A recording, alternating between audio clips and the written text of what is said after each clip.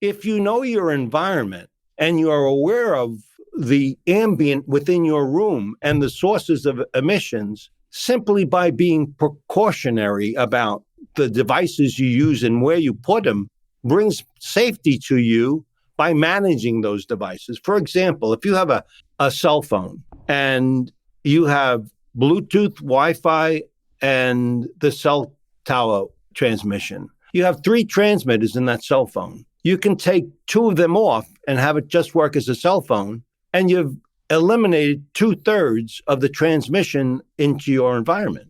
As simple as that. You reduce the ambient in the room by simply turning them off. And I don't know if you remember, I always talk about distance. If it's right against your head, that's sort of the most power levels going into your brain. When you're 4 foot away, over 80% of that signal danger to the cell are gone. So simply by moving it 5, 6 foot away from you, you're generally pretty safe.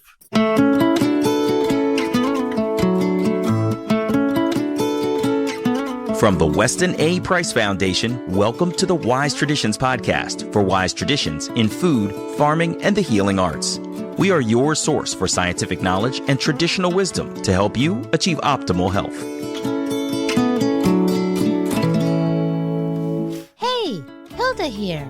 We are exposed to exponentially more artificial radiation, non-native electromagnetic frequencies than any previous generation. How on earth do we protect ourselves? And what can we do to build resilience in the face of this phenomenon? This is episode 379, and our guest today is Daniel DeBaun. Daniel is an expert in EMF radiation and shielding. He is the co-author of Radiation Nation, The Fallout of Modern Technology, and the CEO of DefenderShield. Today, Daniel offers sobering facts about our exposure to radiation. He talks about cell phones and how data has been ignored that shows the risks they pose to our health. He discusses the paucity of studies on 5G antennas and why he suggests that we protect ourselves as a precaution. His recommendations to mitigate radiation damage include simple switches with our devices and shoring up our health from the inside out.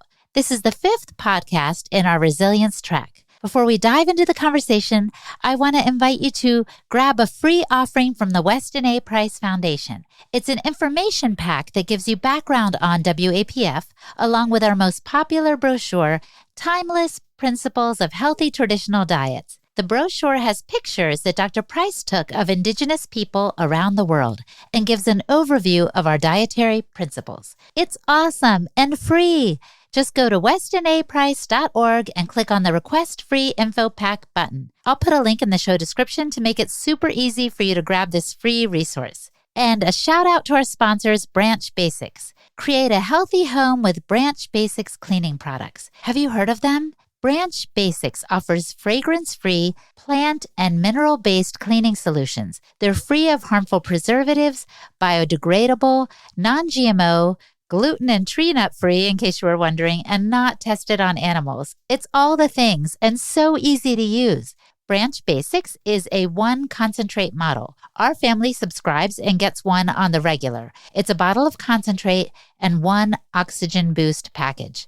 The concentrate is used to fill bottles for use to clean kitchen countertops, floors, bathrooms, toilets, laundry, produce, your hands, just about anything you can think of. And you fill each bottle to the water line and then concentrate to the soap line, and you top the bottles off with more water and get cleaning. It's that easy. And the oxygen boost is great for cleaning toilets, burnt pots and pans, shoes, laundry, grout, and more. Our family loves the non-toxic nature of these products and the fact that they are fragrance-free. So go to branchbasics.com to get started for a healthy home simplified. Use the code WISE to get 15% off all starter kits except the trial kit. And the link in the show description automatically includes the discount code if you want to do it that way. So again, it's branchbasics.com. Order your starter kit today. This is Holistic Hilda, and you're listening to Wise Traditions. Welcome to Wise Traditions, Daniel. Well, thank you very much for inviting me. I'm excited today for having a chance to chat with you and your audience. I think it's so important for this information to get out about how non-native electromagnetic frequencies are affecting our health. I remember you're telling me one time that when you first started your company, you were fielding all these phone calls of people calling with symptoms. Tell us a little bit about what happened back then. Absolutely right. What happened was my son and I started a company 14, 15 years ago, and it was a shielding company for electromagnetic radiation. And we began getting calls about the products we sold and a whole bunch of other questions about environment. And we began seeing a pattern that there were a lot of people, it seemed, that when exposed to electromagnetic radiation, they got a headache, their eyes hurt, their fingers tingled, they had foggy thinking, and they were saying, what is going on? And that prompted me to begin looking into what the science knew about it. It was funny, Helda. It turns out that there were actually lots of studies, particularly in Europe, that talked about electrohypersensitivity. And there were studies that identified the roughly 15 to 20% of the population is electric hypersensitive. So I began realizing that for them, it was even more important that they think about the environment they're in, because for them, they were the canaries in the coal mine, in a sense. And by the way, out of that, 80% of that were females. And no one knows why it's more susceptible for females than males. Some argue with different brain patterns. Some argue that it's hormones. There's a lot of arguments why, but there really is no scientific evidence that I know of why. And by the way, do you know that if you're electric hypersensitive, you're likely multiple chemically sensitive? Oh. I began asking the question, well, when you smell perfume, do you get a headache? And they'd say, yes, I do. That's how I began knowing that it really was legitimate, that people really did have a problem and nobody was worried about it. Well, what's so interesting to me is, just as you said, some people are extremely sensitive and they are the canaries in the coal mine, but whether or not one feels a symptom, we're still all being affected by this radiation, aren't we? In one form or another. Yeah. And why is it, Daniel, so problematic, this non-native electromagnetic frequency radiation that we're exposed to? A pretty easy answer. If we think about 20 years ago, there was nothing in our environment except AM radio, FM radio, which was far distance away from us. All the sources of emission were really far away from us. Today, your 6-year-old child walks around with a cell phone. Your grandchild at 8 years old is talking to grandma hours at a time. It is so integrated into our use today, and it's very, very close. Our laptops, our tablets, our cell phones, they're all emitting electromagnetic radiation. So we're surrounded by it in a way that 20 years ago we were not. Yeah. Is this why 5G networks are so alarming? Because they have to put the antennas closer to the homes? Yes, there's a few things that really concern us. When we talk about a cell phone, we talk about it being in about 1 gigahertz transmission. When we talk about a Wi-Fi, it's 2.4, 5.0 emissions that are coming from the Wi-Fi, but they're all below 10 gigahertz. They're all below 10 gigahertz. Mm-hmm. So all of a sudden, we have a lot of this Wi-Fi being transmitted, and a lot of that stuff that you hear about today and they advertise is really below 10 gigahertz. It's sort of like in the similar ranges where everything begins. That's where it ends, and the 5G that you worry about begins. What we know is with the 5G, they typically are going to be transmitting at over 20 gigahertz, typically 23 gigahertz, 60 gigahertz, very, very, very high speeds. So are you saying that the greater the gigahertz, the more harmful to us? Potentially. If a scientist said to you, you're going to be hurt by a 20 gigahertz signal, I would say to them, they don't know their science. Why? Because there's no real evaluations at 20 gigahertz. What we can speculate about is that it is maybe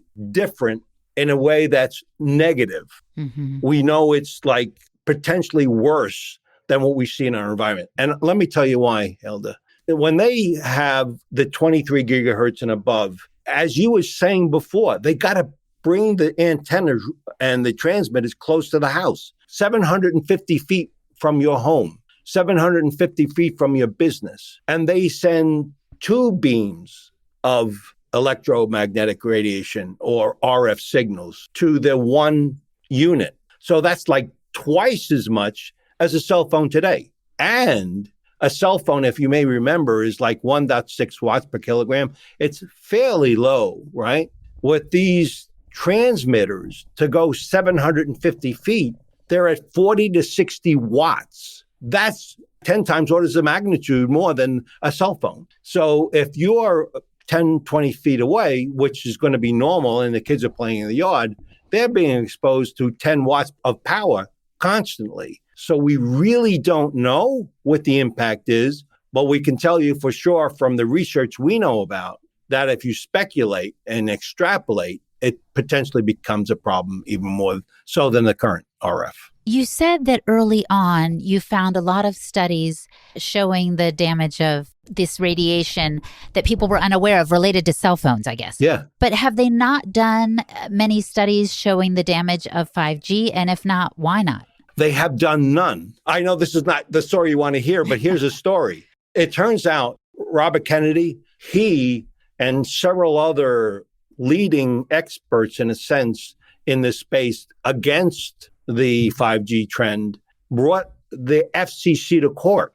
And then they said to the court, you have not looked at all the study work that exists and the potential dangers. And long story short, the FCC lost. And they've been told by the court that they need to evaluate the standards and all the studies before they conclude that the transmitted rate approved by the FCC for 5G is dangerous or not. So it was pushed back in the court. But the fact is, as you may know, there is no research because the U.S. doesn't fund this kind of research and hasn't for years and years and years. Most of it that we hear about is independent study work, except, I don't know if you remember, I mentioned the National Toxicity Program study. That was a $30,000 study by the federal government, U.S. federal government, and they were asked to evaluate cell phones and their implications. And so they set up an epidemiology study, and they had large populations of subjects exposed, which are rats and mice and stuff. And they found a statistically significant increase in frontal lobe cancer and heart cancer. That was reinforced by the Ramazani Institute roughly around the same time, which is 3-4 years ago.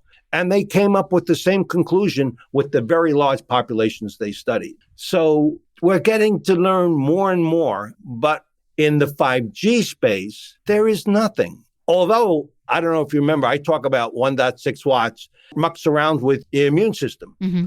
And that your gut actually likes the RF signal and bacteria and actually flourishes. It's the bad bacteria that flourishes. Mm-hmm. We know that's even more accelerated at 20 gigahertz. I've seen a study that talks about sort of a similar pattern of impact, but that's about all I've really seen that I accept as real study work. So since there is so little information out there, what gives you the impression, Daniel, that we should do our best to protect ourselves from the rollout of 5G? It's an abundance of caution. You know, like before we were talking, we talked about trans fats. They use trans fats, and somebody wanted to make your French fries better, and they had no study work.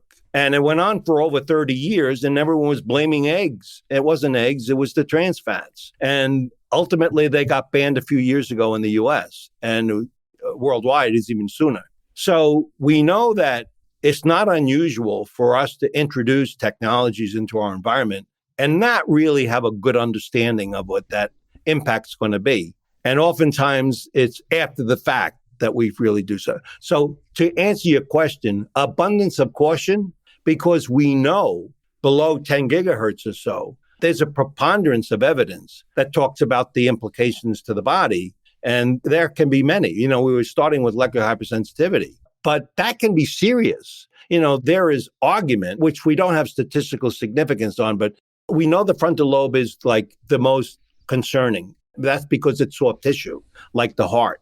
And so when you put a cell phone for more than an hour a day for 10 years, you're 3 times more likely to get frontal lobe cancer of a cell. These are facts we know. There's not sufficient evidence to substantiate those claims, but there's a lot of it out there that if you look at the metadata, it is very real. And in fact, there is enough information out there that is causing all kinds of doctors and scientists to raise an alarm bell. Hasn't there been a group of scientists who've suggested that we halt this rollout of 5G to study it further before we proceed with something that may be difficult to stop? And we can't go backwards. It's like the ship has left the port. And if we don't halt it now, it's going to get too far out and it'll be unstoppable. Yeah. In fact, hundreds of worldwide experts in this field, independent experts, have gathered together and they petitioned the FCC. And they said, you can't do what you're doing because evidence already is clear of what we currently have. And we're concerned without study work that we're going to see even a worse case of what we see now. So yeah, several hundred experts in the world got together and been being very vocal about it, actually. Coming up, Daniel weighs in on the topic of harmonizers and pendants for protection from EMFs. He also offers sound advice for defending our bodies from artificial radiation based on our natural circadian rhythm. You're listening to the Wise Traditions podcast from the Weston A. Price Foundation. We pause now to recognize our sponsors. Paleo Valley. If you avoid meat for environmental reasons, you're going to love Paleo Valley grass-fed and finished beef sticks. Here's why. Every time you enjoy one of these beef sticks, you can feel confident that you're doing your part to put an end to inhumane factory farms that negatively impact the environment. Instead, the beef included in Paleo Valley beef sticks comes from small, American-owned farms that practice rotational grazing. Rotational grazing is when farmers literally rotate the pastures in which their cows graze, so they aren't feeding on the same soil forever, depleting its nutrients. Instead, by rotating the cows on the soil on which they graze, they help increase the nutrient density of the soil and put carbon back into the soil where it belongs. This is known as carbon sequestration. And the cows do it. And so these beef sticks can be enjoyed guilt-free. And what I love also is that they're naturally fermented with gut-friendly probiotics. So they're good for the land and the gut too. So order yours today at paleovalley.com and use the code WISE for 15% off at checkout. That's paleovalley.com and the code WISE. And a shout out to optimal carnivores. Organ meats are some of the most nutrient-dense foods on the planet. Our ancestors prized organ meats for their vital properties. And Brain Nourish is a revolutionary new product from the guys over at Optimal Carnivore. They have combined grass-fed beef brain and lion's mane mushrooms in a groundbreaking formula. It is the ultimate whole food nootropic to build a better brain. These 2 ancestral superfoods have been used for centuries to improve brain function and overall mental well-being. And now they're available for the first time together in convenient capsules. Studies have shown that both ingredients are remarkable at improving cognition and brain health, both in the short and long term, guaranteed to have your brain firing on all cylinders for supreme focus, elevated mood, improved memory, greater clarity, and enhanced creativity. And they offer other benefits as well for health, vitality, and longevity, thanks to the highly nutritious superfood ingredients.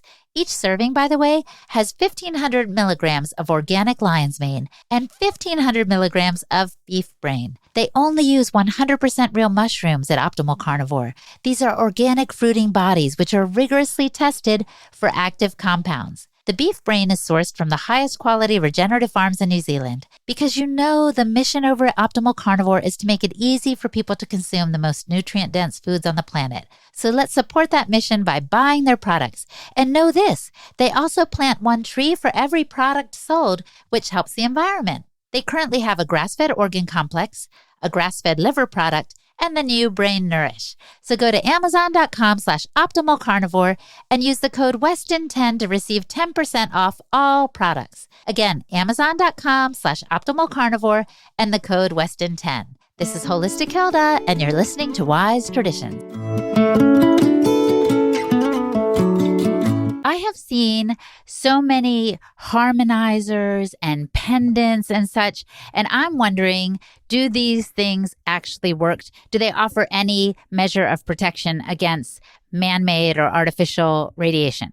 That's a tough question to answer. I'm an engineer, and I look at it from an engineering perspective, which is if I have a transmit source and I have something that interferes with that transmit source, I should be able to measure it. And most of the pendants, most of these devices, there are no studies that substantiate the claims by independent third-party studies. If it's really true that you do what you say you do, you should be able to find a laboratory that can actually test and establish that claim or not. That's what I did. In fact, I probably knew more about the testing than the laboratories I send the products to, because this is what I did for a living. And so for me, it's measurable facts. In many, many of these products, I really can't find any evidence of independent claim and substantiation. So I'm always iffy about it. Yeah, we've talked to some owners of some different companies, and they've said it is difficult to measure, and I'm not sure why. They've said we can't measure this exactly scientifically, maybe because it goes beyond the realm of science as we understand it. Possibly, right? But engineering's engineering. I mean, if you say there's a signal that's gone, there should be no signal, period. If it's still there, it is hitting your cell. It is hitting your body. I don't want to get into details, but there's some that say, like, I'm protected completely if I'm using this thing. Well, if you have a cell phone to your head and you have this device on your foot, how is it protecting the frontal lobe cells of your head? Mm-hmm. It's a constant transmission. And so there's simple engineering facts that somehow I get confused about their story and what I know is engineering. Right, right. Well, so what do you recommend? Perhaps you have an idea of what might be effective. I always talk about this. If you know your environment and you are aware of the ambient within your room and the sources of emissions, simply by being precautionary about the devices you use and where you put them, brings safety to you by managing those devices. For example, if you have a cell phone and you have Bluetooth, Wi-Fi, and the cell tower transmission, you have 3 transmitters in that cell phone. You can take 2 of them off and have it just work as a cell phone, and you've eliminated 2/3 of the transmission into your environment. By going to the settings, right? Right. And just clicking on the Bluetooth one and the Wi-Fi one. Yeah, as simple as that. You reduce the ambient in the room by simply turning them off. And I don't know if you remember, I always talk about distance. If it's right against your head, that's sort of the most power levels going into your brain. When you're 4 foot away, over 80% of that signal danger to the cell are gone. So simply by moving it 5-6 foot away from you, you're generally pretty safe. And if you on the phone for 5 minutes a day, I wouldn't worry about. You're fine. But if you're on it for hours at a day, that's when I think you should think about alternative ways of using technology, because there could be potential dangers there. Yes.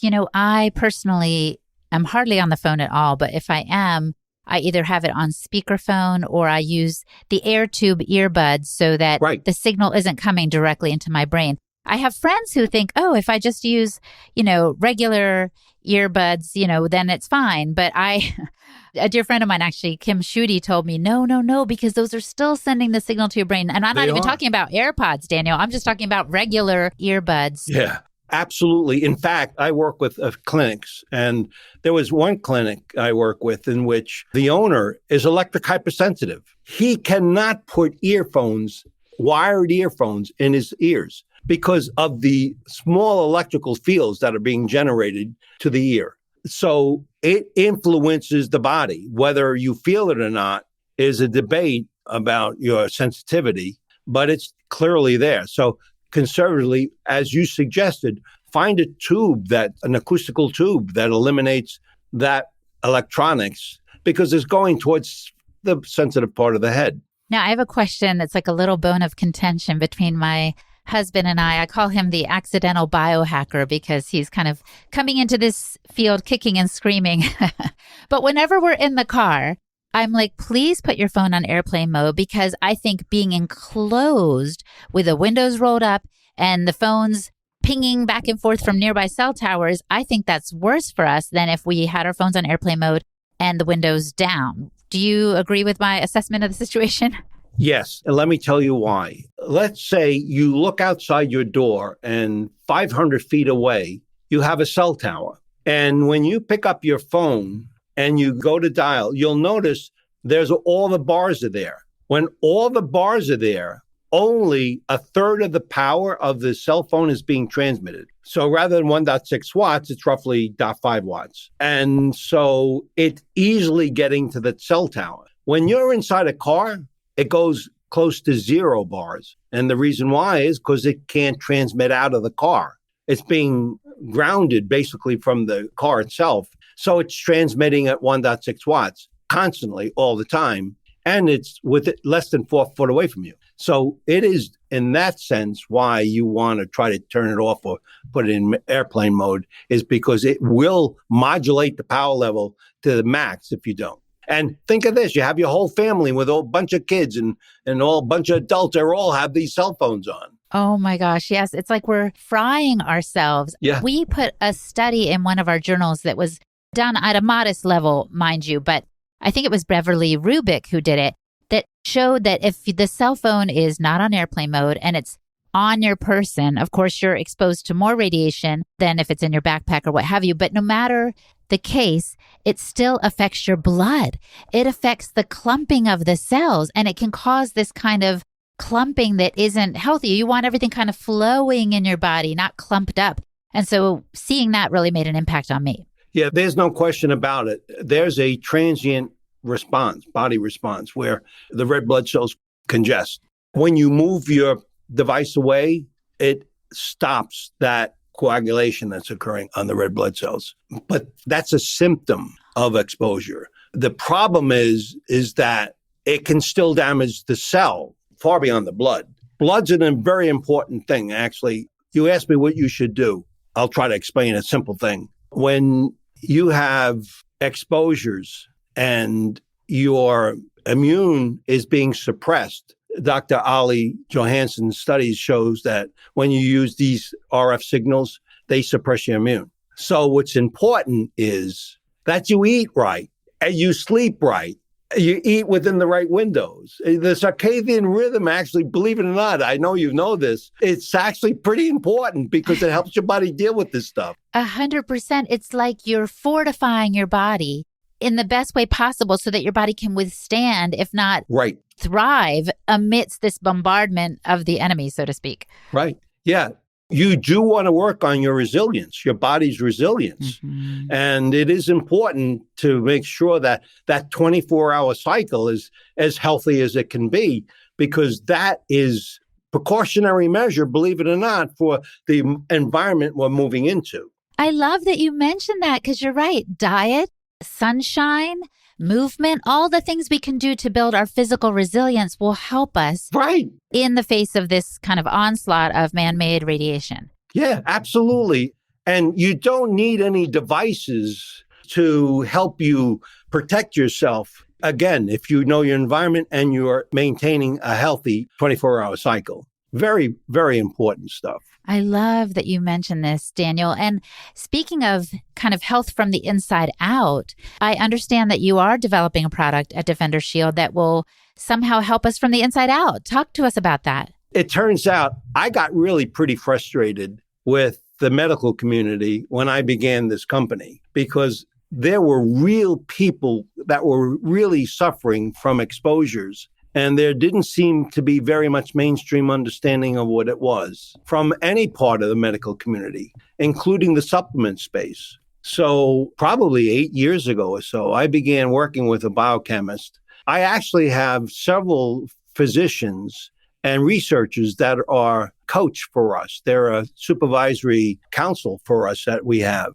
And we began thinking like we sort of know the hearts of the problems. We know the gut. We know that it's DevC that typically is increased when you have an exposure from an RF signal. We know these things from all these years of work.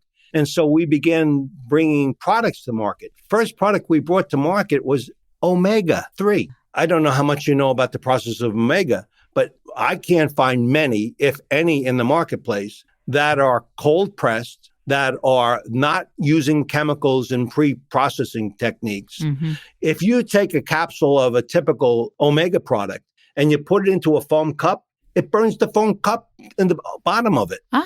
The chemical residue is that hard. And so the processes and the amount that you get typically is, we found that wasn't the right levels. And so we came out with the omega, and it systemically brings the right kind of fatty acids to the cells and begins protecting the cells. And we began at that point. We know, for example, with eyes, when you look at a laptop, you have blue light coming in and it's mucking around with your retina. And so we have an eye product now that is beefing up the premature macular degeneration, which we know for a fact from science, that is a danger to the back of the eye. Mm-hmm. And so we began bringing products that target that. Mm-hmm. And then, of course, the gut, as I mentioned. We have this line of products all targeting the modern environment we live in today. We haven't seen others doing it, but our team has been really trying to figure out what we can do to help those, particularly those who want to be resilient in today's modern life, in which we're being bombarded with electromagnetic radiation. Well, we appreciate that so much. And I just want to remind the listeners, one of our favorite foods here at the foundation is cod liver oil. Right. Because cod liver oil is replete in omega-3s, and we definitely need more of that in our diet. And it's actually a food that Dr. Price even said wasn't a supplement. He considered it a food. It's that important.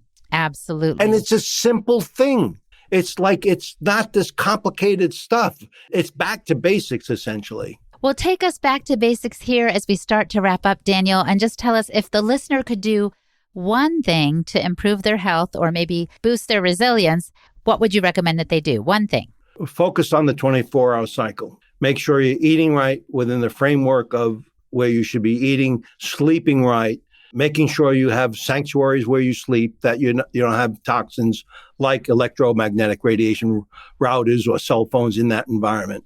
And that allows your body to heal. Occurring resilience is really sort of the basic form. I would suggest if you can do anything, do that, because that helps you in all the space you live in. Daniel, thank you so much. I love this advice. I, of course, already do a lot of these things. I mean, I get up with the sunrise, I protect my sleep. I'm doing these things because you're right. We want to be as strong and as resilient as possible for as long as we may live. Yeah, right. Before you go to bed at night, don't look at a tablet. Why? It has blue light.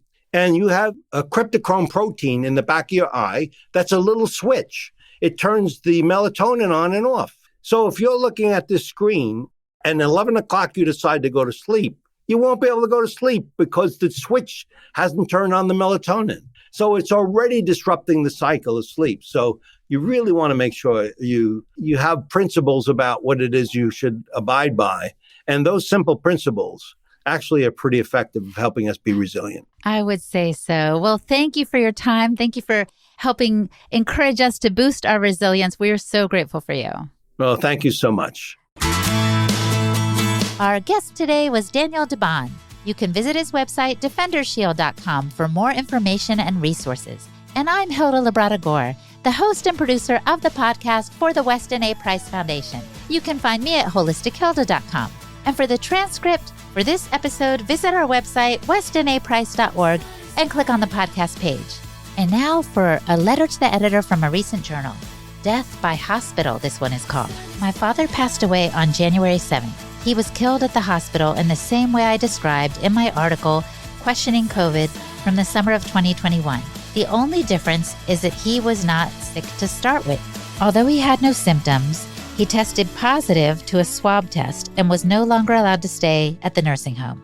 At the hospital, they started to give him sleeping pills of various kinds. They would not let him, or he was unable to, perhaps, drink and eat alone. But worse, they left him uncovered and without clothing.